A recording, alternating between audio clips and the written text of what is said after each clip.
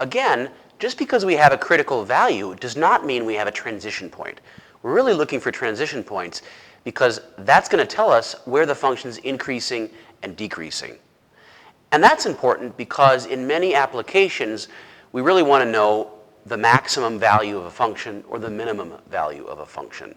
And of course, we've seen that if the function's transitioning, going up and then going back down, clearly it's going to have some kind of maximum there. And if it's transitioning, going down and then going back up, it's going to have some kind of minimum there. Okay? So that's why this is so important. So it turns out that we need one more additional test once we've collected all of the critical values. And this test is called the first derivative test. Okay? And you'll see it's pretty straightforward. All we've got to do is collect all of our critical values.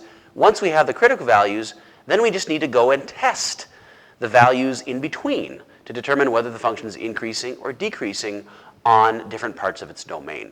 Okay? So the first step of the first derivative test is to collect all the critical values. So I'm going to write that here. Collect all critical values of f of x. Okay, and let's say my function has two critical values, x1 and x2. These are points that are in the domain of the function. So let's say they're x1 and x2. Just 2 points, 2 numbers. Okay? So in particular, what I'm going to do is I'm going to sort of partition the domain into different pieces, okay, and determine what the function is doing around those critical values. I know something critical is happening there, right?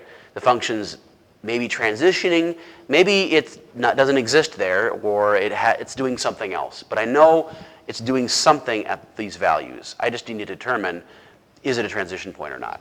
So here's what I'm going to do. I take a number line and I just partition the domain. So if I say this is the domain of my function, remember the domain of a function is just all the x values.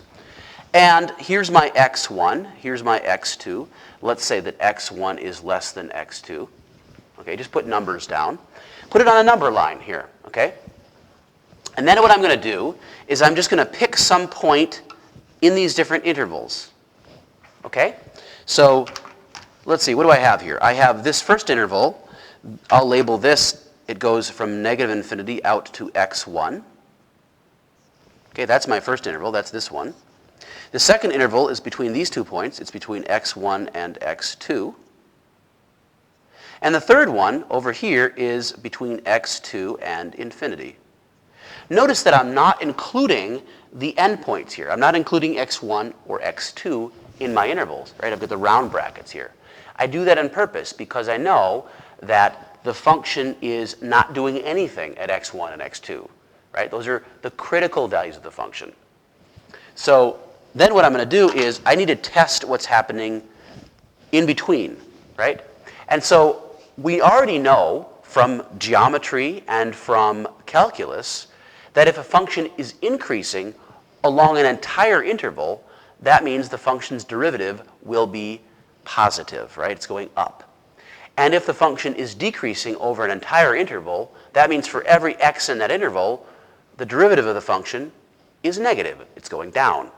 That means that I can pick any point in any one of these intervals, and provided I have found the proper critical values, the function will be doing the same thing everywhere.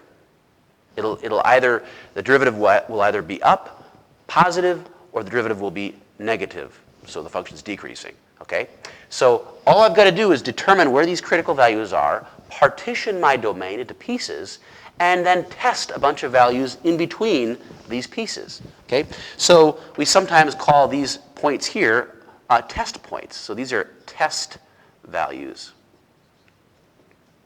And all they are x values that are in these intervals. You can choose whatever point you want as long as they lie in these intervals.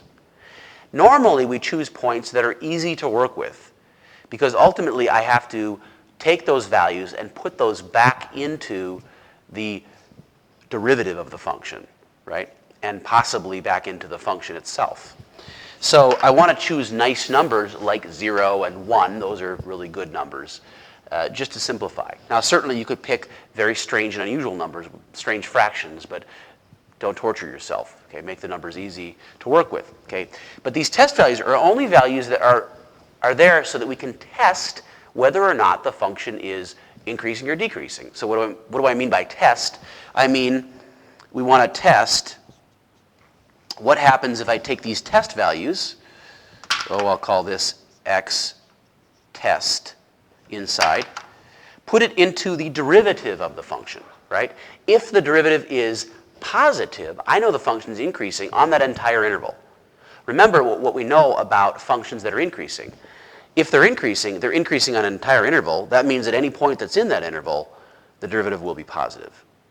In other words, if you take that point and put it into the derivative of the function, it'll be a positive value. Okay? So that's what I do. I test. And I determine, so is this positive or is this negative? If it's positive, that means that the function's increasing for every point in that interval.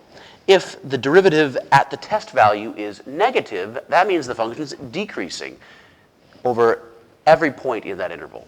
Okay? That's what I mean by the first derivative test. But let's do an example with an actual function so that we know exactly what we're doing.